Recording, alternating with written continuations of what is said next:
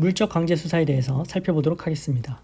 물적 강제 수사는 압수, 수색, 검증이 있습니다. 강제 수사니까 영장주의의 원칙이 지켜져야 하고요. 이 영장주의 원칙이라는 것은 사전에 영장을 받아서 집행하여야 한다라는 의미입니다. 처음에는 영장 없이 집행했다가 나중에 사후에 영장을 청구했다. 그것은 영장주의 예외인 경우입니다. 자, 먼저 영장주의 원칙에 대해서 살펴보도록 하겠습니다. 형소법 215조는 수사기관의 압수수색 검증에 대한 조문이고 106조는 법원의 압수에 대한 조문이죠. 자, 범죄 수사에 필요한 때에 피의자가 죄를 범하였다고 의심할 만한 정황이 있고 피의 사건과 관계가 있다고 인정할 수 있는 것에 한하여 영장에 의해 압수수색 검증할 수 있다라는 것입니다. 일반 영장이 금지된다라는 거예요. 일반 영장을 만들어 놓고 만능처럼 사용할 수 없다라는 거죠. 피의 사건과 관계가 있다고 인정할 수 있는 것에 한한 영장이어야 합니다. 형소법 114조를 한번 보시죠. 자, 영장의 방식, 압수수색 영장에는 피고인의 성명, 죄명, 압수할 물건, 수색할 장소, 신체 물건, 발부 년 월일, 유효기간 등을 기재를 하여야 한다는 것입니다. 특정을 해놔야 된다는 거죠. 일반 영장을 만들 수는 없다. 또 중요한 부분은 영장 집행 시에 주거자, 간수자 등을 참여하게 하여야 합니다. 그리고 일출 전, 일몰 후에는 야간 집행을 할 수 있다는 기재가 없는 한 야간 집행할 수 없습니다. 참야, 항상 참야를 염두를 해 두십시오. 영장 집행할 때 주거주, 간수자 등을 참여하게 해야 된다. 아무도 없는 데 가서 할 수 없는 거고, 야간에 할 수 있다는 기재가 없다면 야간 집행 못한다. 야간 집행을 할 수 있다라는 영장에 기재가 있다면 할 수 있다라는 얘기가 되겠죠. 자, 각 주를 보시죠. 영장의 유효기간은 원칙적으로 7일이다. 다만 영장 집행에 착수하여 종료하였다면 영장 집행 끝냈어요. 그 기간 내라도 유효기간이 남아있더라도 새로운 영장을 발부받지 않은 한 같은 영장으로 다시 압수수색하는 것은 불가능하다라는 것이고요. 피압수자가 여러 명이다. 그들 모두에게 개별적으로 영장을 제시해야 함이 원칙이다. 그 장소 관리 책임자에게 제시했더라도 물건 소지자에게 압수하고자 한다면 그에게 따로 영장 제시해야 한다라는 거죠. 그러나 이는 영장 제시가 현실적으로 가능한 상황을 전제로 한다. 피처분자가 현장에 없거나 현장에서 그를 발견할 수 없는 등 영장 제시가 현실적으로 불가능하다. 그런 경우에는 영장을 제시하지 않은 채 압수수색을 해도 위법이라 볼 수 없다.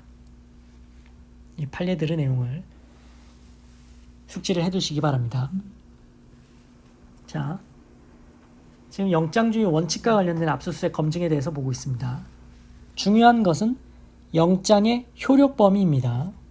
기록에서 압수조서 등을 확인할 필요가 있죠. 어느 장소를 대상으로 했는지, 어느 물건을 대상으로 했는지.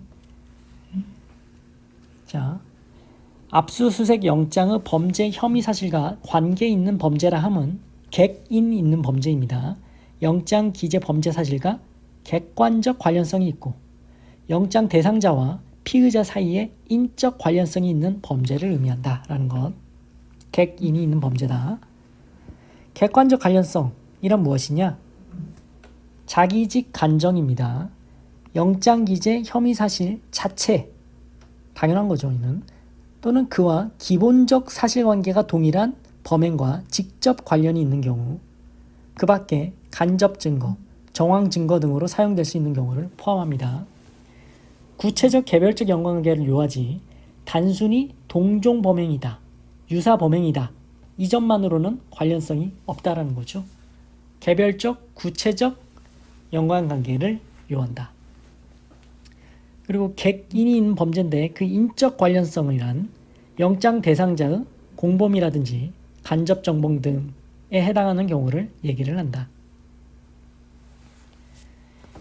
압수할 물건의 특정을 위해 기재한 문헌은 엄격히 해석해야 하고 피압수자 등에게 불리한 내용으로 확장, 유추 해석해서는 안 된다. 영장에 압수 장소에 보관 중인 물건이라는 기재, 영장에는 보관 중인 물건이라고 써 있었어요. 그런데 이것을 압수 장소에 현존하는 물건으로 해석할 수는 없는 거죠. 현존하고 있었지만 보관하는 물건이 아니었다라면 그 영장 효력의 범위에 포함되는 물건이 아닌 거예요. 압수 못하는 거예요. 현존하는 것을 해석해서 보관 중인 것이 아닌데도 압수할 수 있는 것은 아니다라는 거죠. 압수수색은 영장 발부 사유인 범죄 혐의 사실과 관련된 증거에 한한다. 그와 무관하게 압수된 별개 증거는 영장주의 위반이죠. 원칙적으로 유죄의 증거로 사용할 수 없다. 각주를 보시죠. 압수수색 요건이 구비되지 않은 본건 수사의 목적으로 요건이 구비된 별건에 대한 영장으로 본건 입증에 필요한 물건을 압수할 수 있느냐? 영장주의 위배, 위법이란 얘기입니다. 다만 수사기관이 위법하게 취득한 증거를 환부했습니다. 다시 돌려줬어요. 그 다음에 다시 이미 제출받아서 압수했다면 최초 절차 위반 행위와 최종 증거 수집 사이의 인과관계가 단절되었다고 볼 수 있으나 이미 제출받아 압수했다면 그 최종 증거 수집이 적법해질 수 있다라는 의미죠. 그러나 이 다음이 더 중요하죠. 환부 후 다시 제출받는 과정에서 수사기관의 우월적 지위에 의해 이미 제출 명목으로 실질적인 강제 압수가 행해질 수 있는 바, 수사기관이 달라는데 안 주고 버틸 수는 없겠죠. 그걸 이미 제출 명목으로 받았다. 그 제출의 임의성에 관하여는 검사가 합리적 의심을 배제할 수 있을 정도로 증명해야 한다라는 것입니다. 판례도 잘 알아두시고. 자, 전자정보의 문제가 나옵니다. 전자정보의 문제 106조 3항입니다. 106조 법원 단계에서의 압수 조문이죠. 106조 3항 중요하죠. 전자정보의 문제가 중요합니다. 법원은 압수의 목적물이 컴퓨터용 디스크, 그 밖에 이와 비슷한 정보 저장 매체, 이하 2항에서 정보 저장 매체 등이라 한다. 인 경우에는 기억된 정보의 범위를 정하여 출력하거나 복제하여 제출받아야 한다. 이것이 원칙이라는 거죠. 정보의 범위를 정하여 출력하거나 복제해서 제출받아야 한다.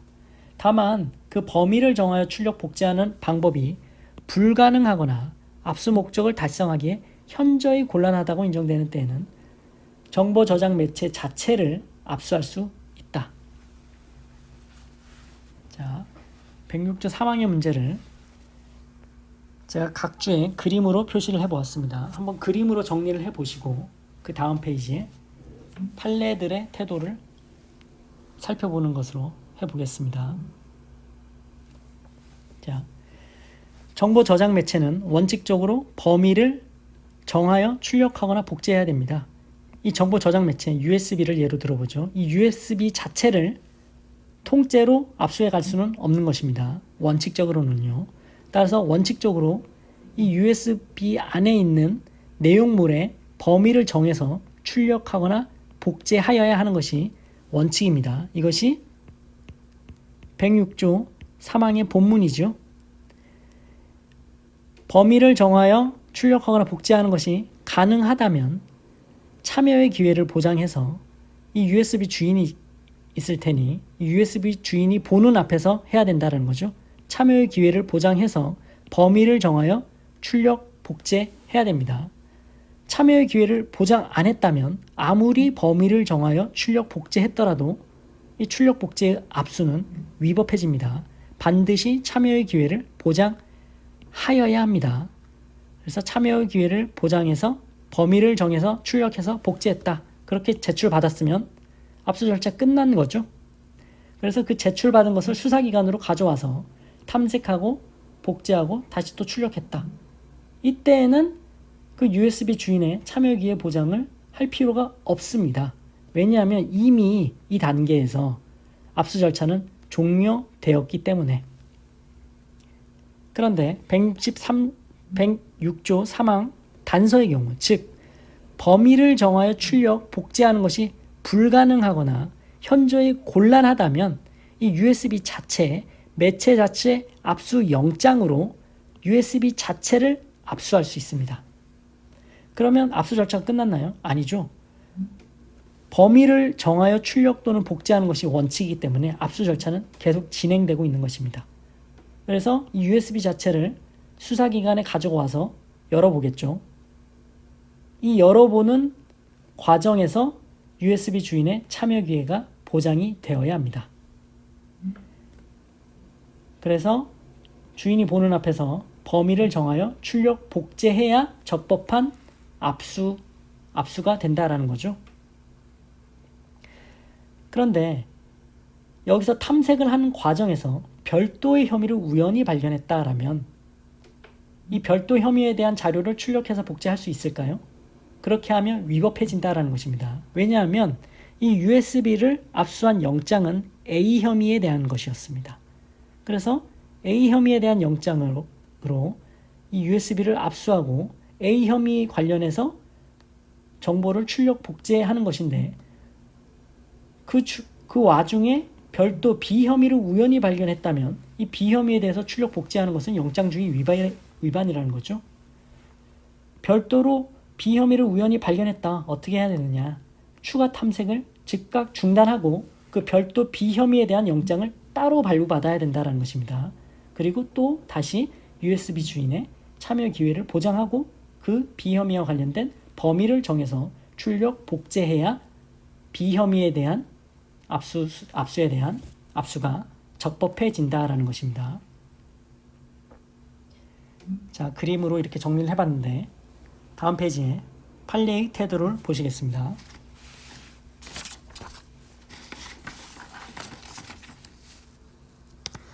자, 원칙적으로 본문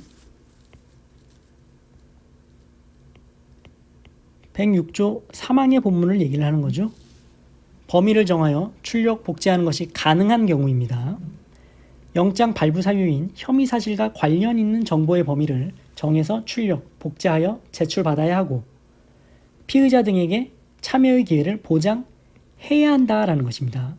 이를 지키지 않았다면 피압수자 측이 불참 의사를 명시적으로 표시했거나 절차 위반 행위가 이뤄진 과정의 성질, 내용 등에 비추어 피압수자 측의 절차 참여를 보장한 취지가 실질적으로 침해되었다고 볼 수 없을 정도에 해당하는 특별한 사정이 없는 한 수사기관이 혐의 사실과 관련된 정보만 복제 출력했더라도 영장주의 원칙과 적법 절차를 미준수한 것으로 위법하다라는 것입니다.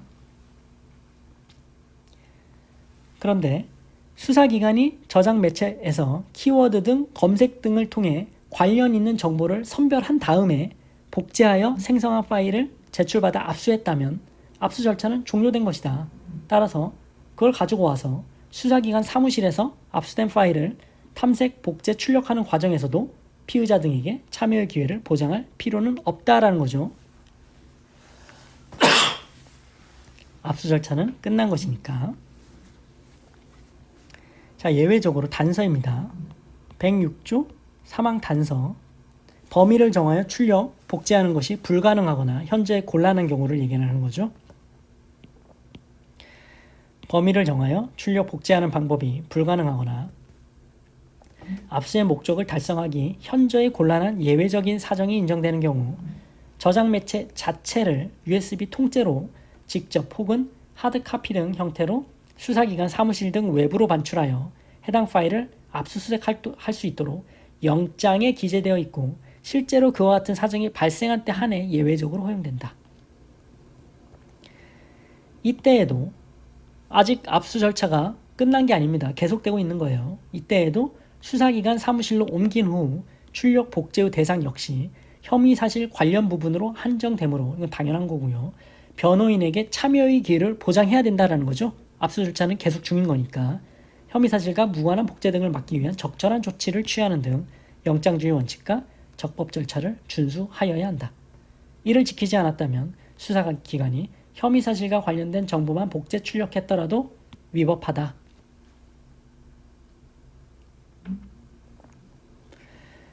그러나 압수수색 종료 전에 적법하게 정보를 탐색하는 과정에서 변호인의 참여 기회를 다 보장을 했어요. 그래서 범위를 정해서 출력하고 복제하는 그 과정에서 별도의 비범죄 혐의와 관련된 정보를 우연히 발견한 경우 수사기관은 더 이상의 추가 탐색을 중단하고 법원으로부터 별도 비범죄 혐의에 대한 압수수색 영장을 발부받은 경우에 한하여 그러한 비관련 정보에 대하여도 적법하게 압수수색이 가능하다. 이때에도 참여권을 보장해야 되고 압수한 전자정보 목록을 교부하는 등 피압수자 이익을 보호하기 위한 적절한 조치가 취해져야 한다라는 것입니다. 이 전자정보와 관련된 압수수색의 문제는 굉장히 중요합니다. 이 판례들을 숙지를 해두시기 바랍니다.